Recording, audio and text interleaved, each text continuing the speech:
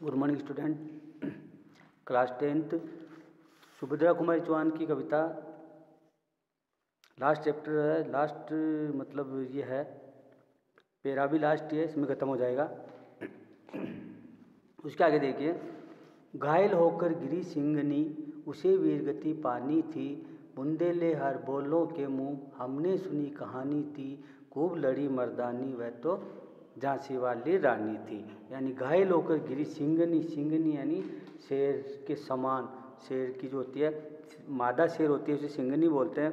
तो सिंगनी घायल होकर युद्ध भूमि के मैदान में गिर चुकी थी चारों तरफ से, और युद्ध के मैदान में वो गिर गई क्योंकि चारों तरफ से अंग्रेज सैनिकों ने उसको घेर लिया था। क्योंकि उसे वीर गति पानी थी, वीरों के समान उसकी गति होनी थी। बुंदेलखंड के हर व्यक्ति के मुंह से हमने एक ही कहानी सुनी थी, और वो कहानी ये थी कि मर्दों के समान लड़ने वाली कौन थी? कौन थी? झांसी की रानी लक्ष्मीबाई थी। आगे देखिए, रानी गई सिदार, चिता अब उसकी दिव्य सवारी थी, मिला तेज से तेज, तेज की वह सच्ची अधिकारी थी। अभी उम्र कुल 23 की थी, मनुज नई अवतारी थी, हमको जीवित करने आई बन स्वतंत्रता नारी थी। देखो, रानी सिदार गई यानी उसका स्वर्गवास हो गया, वो जो है धरती लोक से मृत्यु लोक से स्वर्गलोक की ओर गई। अब उसकी दिव्य सवारी थी, अब तो वो दिव्य सवारी करने वाली थी, यानी यहाँ आत्मा का परमात्मा में मिलन होना था। मिला तेज से तेज, तेज कहते हैं एक प्रकार का जो जिसे हम बोलते हैं कि उसकी चमक बोलते हैं वैसे तो, लेकिन तेज होता है जो किसी व्यक्ति में, जैसे माथे के ऊपर बहुत तेज है, ललाट पे तेज है, तेज से तेज, ज्योति से ज्योति मिल गई, प्रकाश से प्रकाश का पुंज मिल गया, क्योंकि उस तेज की वह सच्ची अधिकारी थी। तेज का अगर हम बात करें, जैसे हम बहुत सारे भगवान के चित्र देखते हैं, भगवान श्री राम के, कृष्ण के, शिव के, तो हम देखते हैं कि जो पोस्टर होते हैं, जो चित्र होते हैं, उनके पीछे एक आभा मंडल होता है, प्रकाश का पुंज होता है, चमकता हुआ दिखाई देता है, उसे तेज बोलते हैं। ठीक है, आगे देखो, क्योंकि अभी जो है रानी लक्ष्मीबाई की उम्र केवल 23 वर्ष की उसकी उम्र थी, और 23 वर्ष की उम्र में वो वीर योद्धा के समान लड़ते हुए वीर गति को प्राप्त हो गई।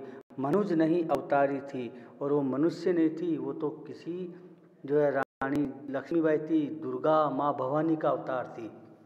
हमको जीवित करने आई बन स्वतंत्रता नारी थी, वो तो हमें जीवित करने आई थी, हमें जगाने के लिए आई थी, हमें जागरूक करने के लिए आई थी भारतीयों को।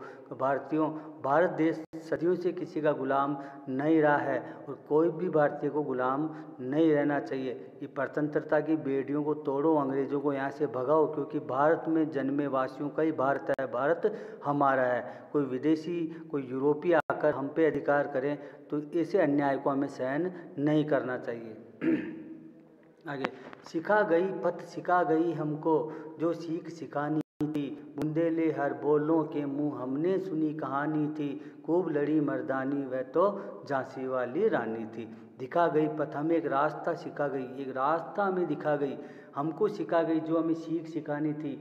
और सीख के बारे में मैंने बताया कि वो क्या सीख सिखाई गई कि ये स्वतंत्रता हमारा अधिकार है। ठीक है, और हमें हमेशा, आज देखते हैं पशु पक्षी भी स्वतंत्र रहना चाहते हैं। आज हम देखते हैं छोटे छोटे पशु पक्षी होते हैं, छोटी छोटी रंग बिरंगी चिड़ियाँ होती है, या तोता होता है जिसको हम तोता बोलते हैं, मिट्टू भी बोलते हैं उसको कितना ही पिंजरे में रख लो, और पिंजरे में रख के उसको कितना ही काजू बादाम किशमिश कुछ भी खिलाओ, लेकिन जो तोता जो है या वो जो चिड़ियाँ जो होती है, चाहे उनको कितना ही खिलाओ, अच्छा सा दाना खिलाओ, लेकिन वो परतंत्र हो जाती है, तो फिर क्या होता है कि उसका विकास नहीं होता है, वो उदास रहने लग जाते हैं। और उनको जब आसमान में, खुले आसमान में छोड़ दिया जाता है, तो तुरंत आसमान की तरफ उड़ जाते हैं, और ये एहसास दिलाते हैं कि स्वतंत्रता के वो प्रेमी होते हैं। ठीक है, चाहे उनको खाने के लिए कुछ भी नहीं मिलो, वो खुले आसमान में चाहे ऐसे उठते रहें, किसी भी पेड़ पे जाके बैठ जाएं, वहीं अपना डेरा डाल लें, लेकिन उनको स्वतंत्रता उनको भी अच्छी नहीं लगती है।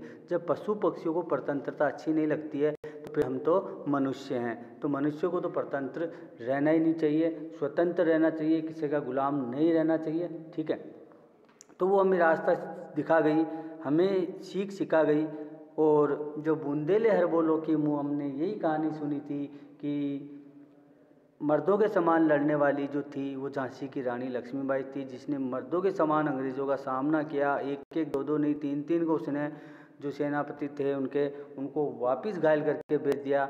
लेकिन जब वो अंतिम समय में चारों तरफ से वो गिर गई तो उसको वीरगति प्राप्त हुई। आगे देखें।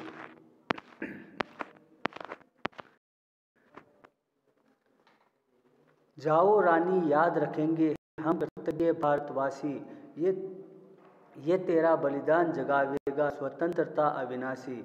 होवे चुप इतिहास लगे सच्चाई को चाहे फांसी, हो मदमाती विजय मिटा दे गोलों से चाहे झांसी। ठीक है, आगे अब यहाँ पे आह्वान कर, हे रानी हम तुम्हें याद रखेंगे। तुम यहाँ से भले ही चली गई हो, लेकिन तुम जो हमें जो सीख दे के गई हो, जो सबक हमें सिखा के गई हो, जो शिक्षा हमें दे के गई हो, हम भारतवासी तुम्हारे कृतज्ञ रहेंगे, एहसानमंद रहेंगे। ठीक है, ये तेरा बलिदान जो है, ये तेरा बलिदान व्यर्थ नहीं जाएगा। ये हमें स्वतंत्रता के बीच जो तुम बो के गई हो, वो स्वतंत्रता की जो ज्वाला, जो मशाल तुमने जगाई है, अब वो मशाल हमेशा जलती रहेगी। हम स्वतंत्रता, अविनाशी स्वतंत्रता की ओर हम रुख करेंगे।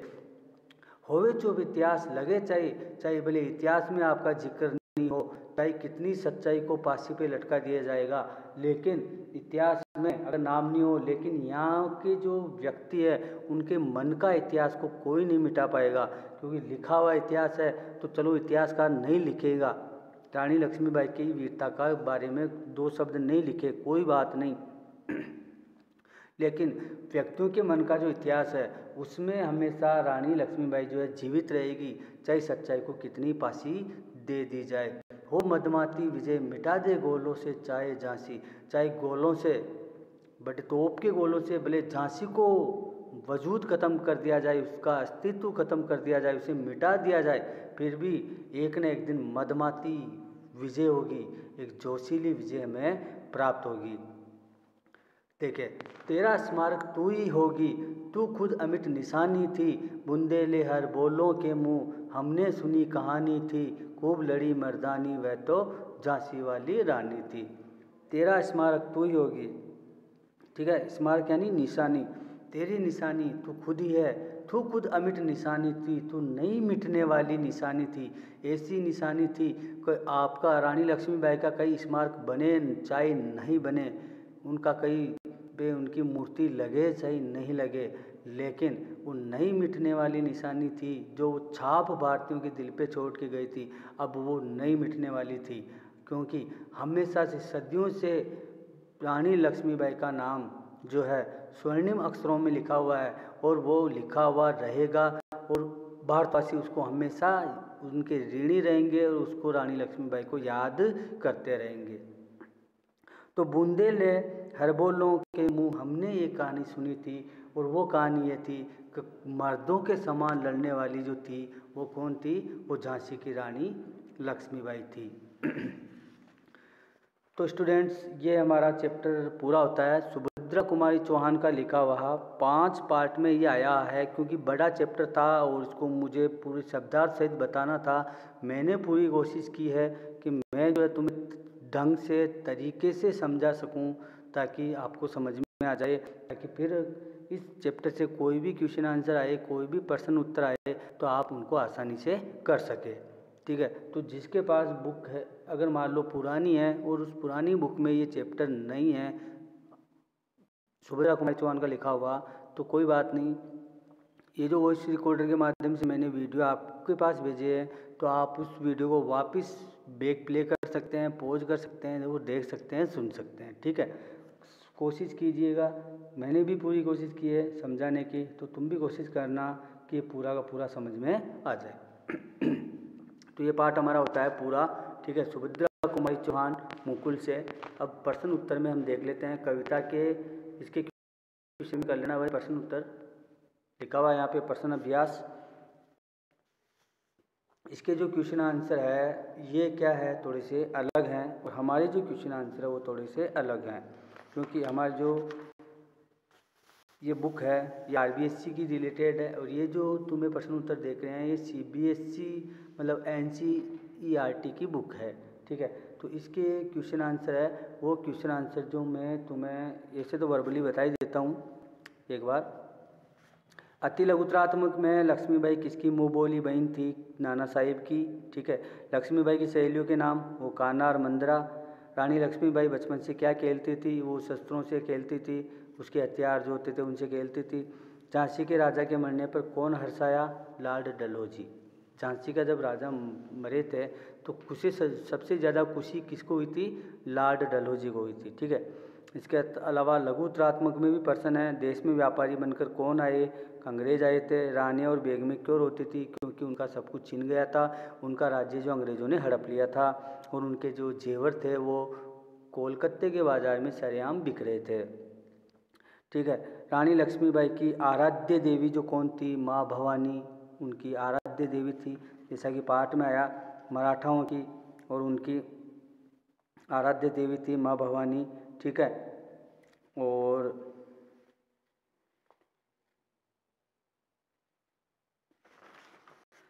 इसके अलावा उनको कौन सी गाथाएं याद थी? उनको शिवाजी की गाथाएं याद थी। राजमहल में काली घटाएं क्यों छा गई? क्योंकि काली घटाएं यानी राजमहल, झांसी के राजा नरेश जो थे, राजा शासक थे, उनकी मृत्यु हो गई थी, तो चारों तरफ काली घटाएं मतलब विपदाएं आ चुकी थी। अब चारों तरफ से संकट ही संकट आ गए थे। तो ये क्वेश्चन आंसर थे। निबंधात्मक में जो एक दो इम्पोर्टेंट है, वैसे अब का जो अगर मान लो जो ये चैप्टर तुम्हारे पास आने के बाद में जो टेस्ट होगा, ठीक है ना, तो उस टेस्ट में मैं इस चैप्टर के क्वेश्चन आंसर तुम्हें भेज दूंगा ताकि तुम इसको आराम से कर सको। तो ये जो आएगा तुम्हारा वीडियो, उस वीडियो के बाद में जब भी सैटरडे आएगा, उस सैटरडे को मैं कोशिश करूँगा कि मैं ये वीडियो के जो टेस्ट रानी लक्ष्मीबाई का एक बार आपसे टेस्ट ले लूँगा। ठीक है। और हो सकता है अगर जनवरी में हमारी जो स्कूल्स ओपन हो जाए, जनवरी में या जब भी, अभी तो ये वीडियो दिसंबर में मैं शूट आउट कर रहा हूँ, तो जनवरी में शायद अगर मान लो वीडियो तुम्हारे पास आएगा, अगर उससे पहले ही स्कूल्स ओपन हो जाती है, ठीक है ना। एक बार डेट बता देता हूँ आपको।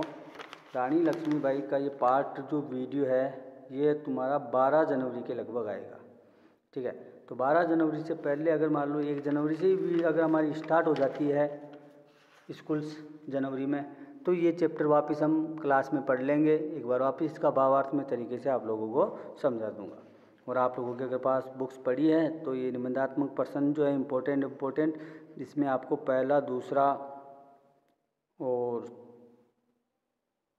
चौथा, पांचवा ये आपको करने हैं। निबंधात्मक में सह व्याख्या में पहला और तीसरा ये आपको सह व्याख्या के करने हैं। ठीक है। तो प्रश्न अभ्यास में इसलिए इसको आगे नहीं बढ़ाया क्योंकि ये जब हमारे ये एनसीईआरटी की बुक है, तो एनसीईआरटी की बुक को, और हमारी जो आरबीएससी है, हमारे 10th में अभी इस साल कोर्स चेंज नहीं हुआ है 10th का 12th का, तो आरबीएससी की बुक चल रही है। तो आरबीएससी की बुक में ये क्वेश्चन आंसर जो है वो मैंने बता दिए, और बाकी जो है ये एनसीईआरटी के, तो इसके अपने को करने नहीं है, इसलिए मैंने इसको आगे नहीं बढ़ाया है। ठीक है। तो आज के लिए इतना ही काफ़ी है। मिलते हैं नेक्स्ट वीडियो में, और इसको समझना वीडियो को तरीके से, और कोशिश करना कि आपको ये अच्छा समझ में आ जाए। और कोई भी समस्या आए, प्रॉब्लम आए, तो आप मुझको व्हाट्सएप पे मुझसे पूछ ले, या आपको जो डे दे रखे हैं स्कूल में आने के, तो उस डे पे आके मेरे से मुलाकात कर ले, और इससे पाठ से रिलेटेड कोई भी इंक्वायरी करनी हो तो मेरे से संपर्क कर ले। ओके, धन्यवाद, थैंक यू।